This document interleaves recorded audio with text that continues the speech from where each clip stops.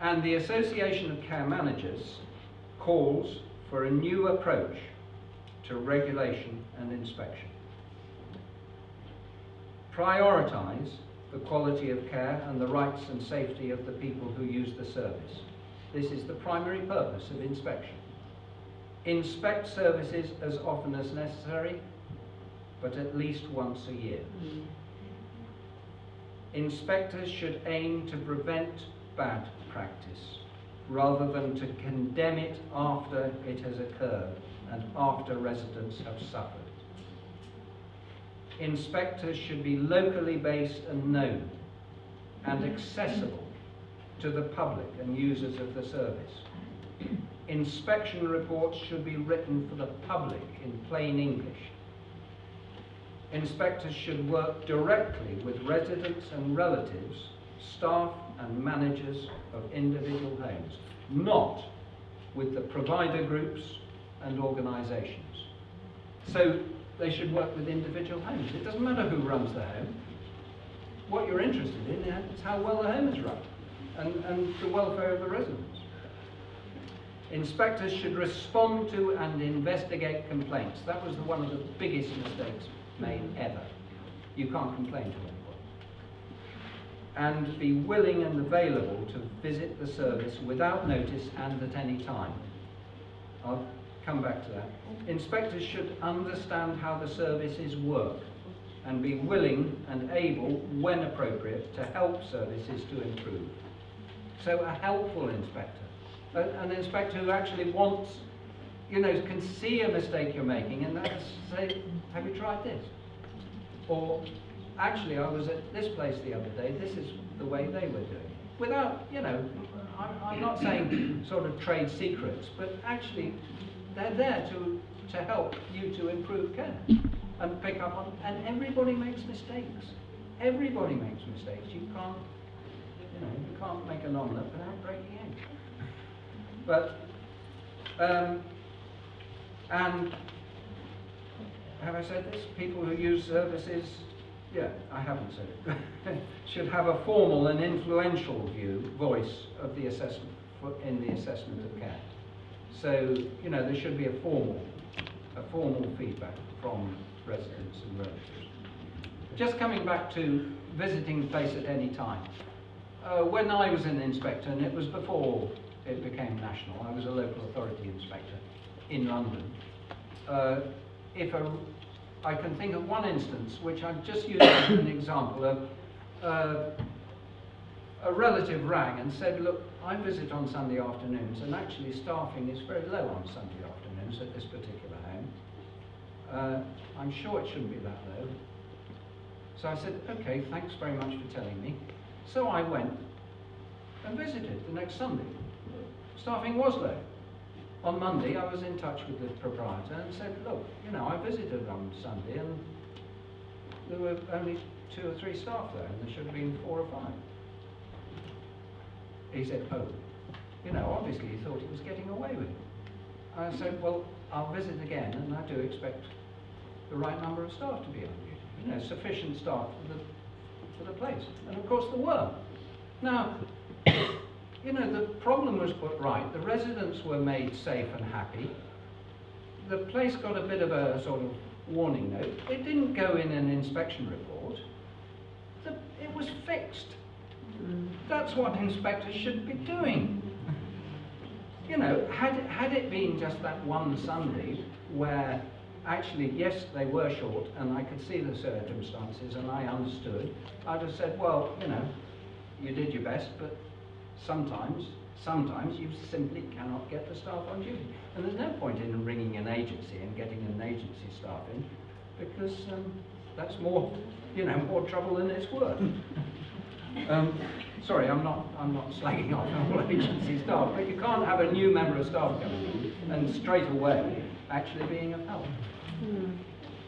Unless they've been there before, of course. Okay, in ACM, we think this transformation of inspection can be achieved without increasing inspection fees.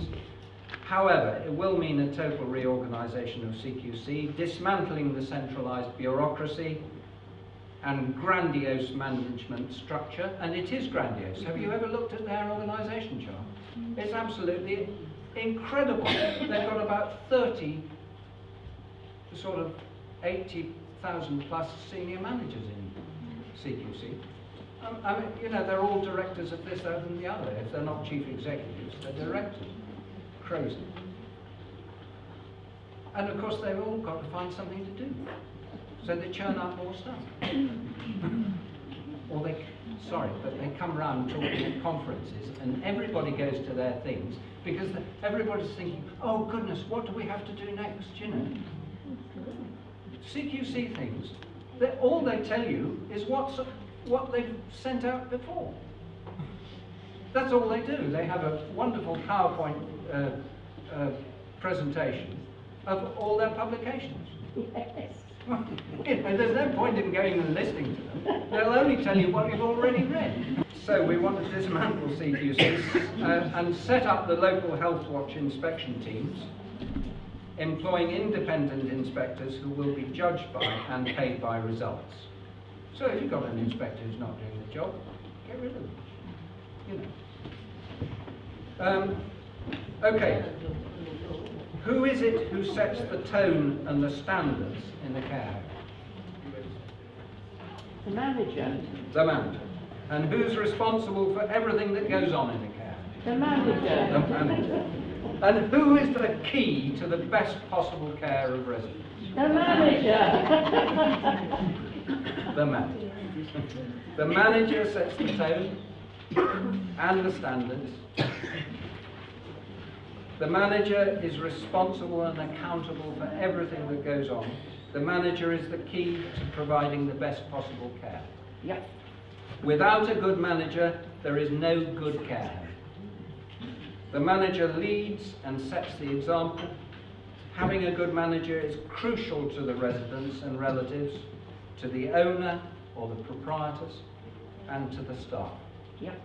And you need a manager who can make professional judgments. Sometimes getting it wrong, because you can't get it right all the time. No. And managing a care home is a job like no other, and that's why care managers need their own professional organisation to help, support and advise them and to speak up for them in this very difficult but important role. Mm-hmm. So, I'm just going to tell you what the Association of Care Managers does or is going to do over the next year, with, I hope, some of your help, or sorry, the help of some of you.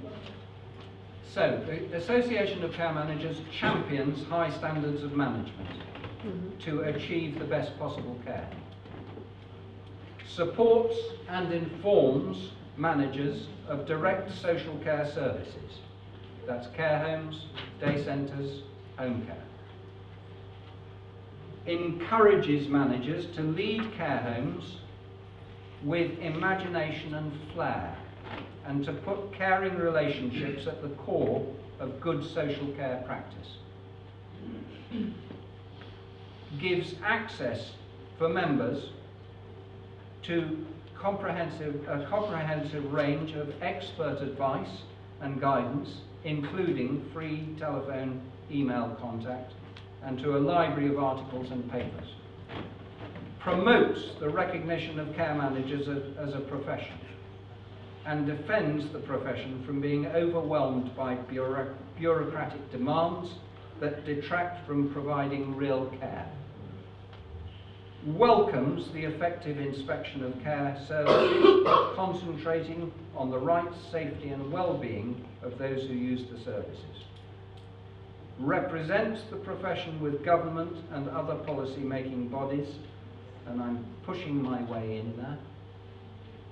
They can't keep you out forever, and I'm making good alliances with the other associations. On Thursday I'll be seeing Des Kelly from National Care Forum. We'll be working with the other associations. We don't do the same thing. and promotes, disseminates and advances ideas, innovation and learning in social care management.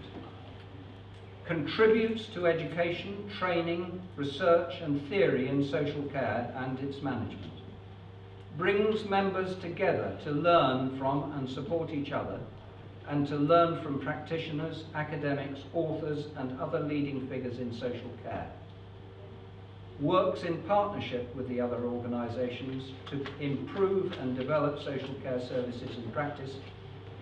Provides members with an annual membership document designed for display that certifies that the named member will put the needs, rights and well-being of those we care for first.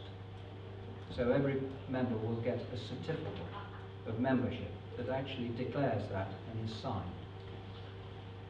And ACM never defends bad practice. So we're not going to get into trying to defend members who obviously, I mean, we'll support them, we'll help them, we won't defend bad practice. Now, if you want more information, and are interested in joining, I've got some forms here. We've just moved over from Steve's great organisation, Guide to Care, to Hawker Publications, which publishes Caring Times, which has got a good organisation and can really attend to membership and respond to membership requests. We have had trouble over the last year, and I want to pay tribute to Steve for actually founding this organisation.